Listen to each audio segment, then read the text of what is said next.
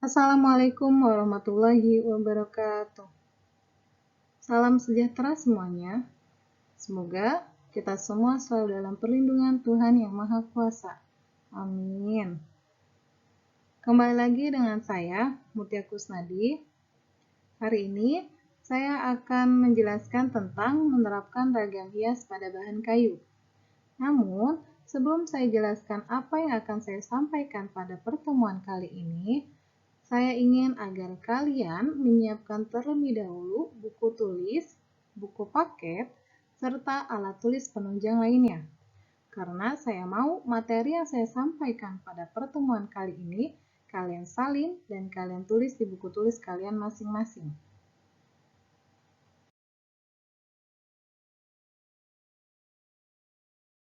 Materi yang akan saya sampaikan adalah yang pertama, penerapan ragam hias pada bahan kayu.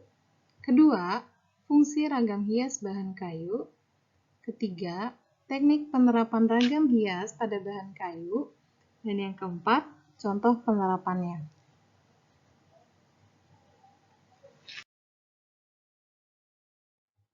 Yang pertama, penerapan ragam hias pada bahan kayu. Ragam hias selain diterapkan pada tekstil, dapat juga diterapkan pada bahan kayu. Dalam kehidupan sehari-hari, bahkan sejak masa lampau, kayu digunakan untuk membuat perabot rumah tangga, misalnya kursi, lemari, dan lain sebagainya. Bisa juga dijadikan sebagai bagian bangunan, misalnya tiang, pintu, dan juga jendela. Banyak perabot kayu atau bagian bangunan tersebut diberi sentuhan ragam hias. Motif hias yang biasanya digunakan berupa motif tumbuhan, binatang, figuratif, dan geometris, atau gabungan dari motif-motif tersebut. Penerapan ragam hias pada bahan kayu dilakukan dengan teknik mengukir atau menggambar. Untuk teknik mengukir, berarti ragam hias dibuat dengan cara mengukir dan membentuk permukaan kayu, seperti relief. Sedangkan teknik menggambar dibuat setelah benda atau barang seni terbentuk.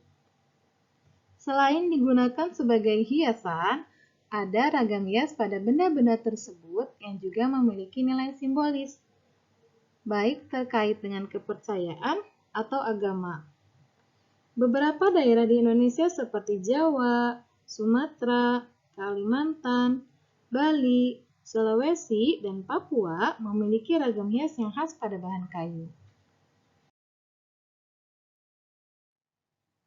Yang kedua, fungsi ragam hias bahan kayu. Secara umum, fungsi ragam hias pada bahan kayu adalah sebagai berikut. Yang pertama, fungsi hias, yaitu ukiran yang dibuat semata-mata hanya sebagai hiasan. Yang kedua, fungsi magis, yaitu ukiran di dalamnya mengandung simbol-simbol tertentu. Yang ketiga, fungsi simbolik, yaitu berfungsi menyimbolkan hal tertentu yang biasanya berhubungan dengan spiritual. Yang keempat, fungsi konstruksi, yaitu hanya sebagai hiasan pendukung sebuah bangunan. Dan yang terakhir, fungsi ekonomis, yaitu sebagai penambah nilai jual suatu benda. Yang ketiga, teknik penerapan ragam hias pada bahan kayu. Jenis pahat yang biasa dijadikan alat untuk mengukir ragam hias tersebut diantaranya. Yang pertama, pahat penguku digunakan untuk mengerjakan bagian yang melengkung, melingkar, membuat bentuk cembung dan pecahan. Yang kedua, ada pahat penyilat. Pahat penyilat digunakan untuk membuat ukiran bentuk garis lurus. Yang ketiga, ada pahat kol. Pahat kol digunakan untuk mengerjakan bagian-bagian cekung yang tidak dapat dikerjakan dengan pahat penguku.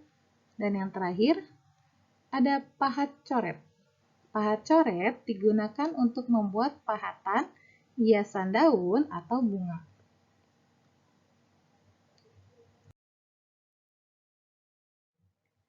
Selain jenis pahat yang tadi sudah saya sebutkan, ada juga beberapa alat penunjang lainnya, seperti palu kayu.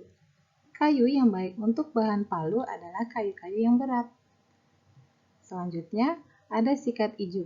Sikat ijuk digunakan untuk membersihkan ukiran dari kotoran serta menghilangkan debu. Selanjutnya ada batu asah.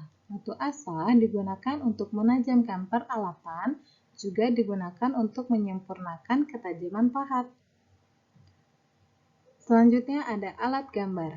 Alat gambar digunakan untuk membuat desain, baik desain pokok maupun motif. Dan yang terakhir, ada alat pertukangan. Alat tersebut antara lain gergaji, meteran, kapak, siku-siku, dan lain-lain.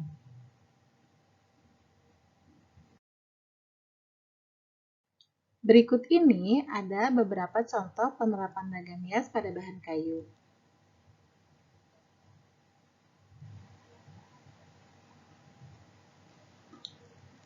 Apabila ada materi yang belum kalian mengerti, kalian bisa tanyakan langsung ke saya atau juga bisa kalian cari referensi lainnya di internet, karena materi yang saya sampaikan sudah selesai.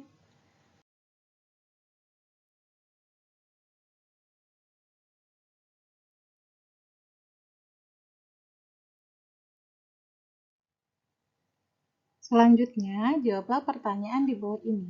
Yang pertama, jelaskan mengenai alat pahat kol beserta fungsinya. Kedua, sebutkan fungsi ragam hias pada bahan kayu. Ketiga, tuliskan beberapa teknik untuk menerapkan ragam hias pada bahan kayu. Yang keempat, apa yang dimaksud dengan mengukir? Dan yang kelima, sebutkan faktor-faktor yang mempengaruhi ragam hias di Nusantara. Salin dan kerjakan di buku tulis kalian masing-masing ya. Terima kasih. Wassalamualaikum warahmatullahi wabarakatuh.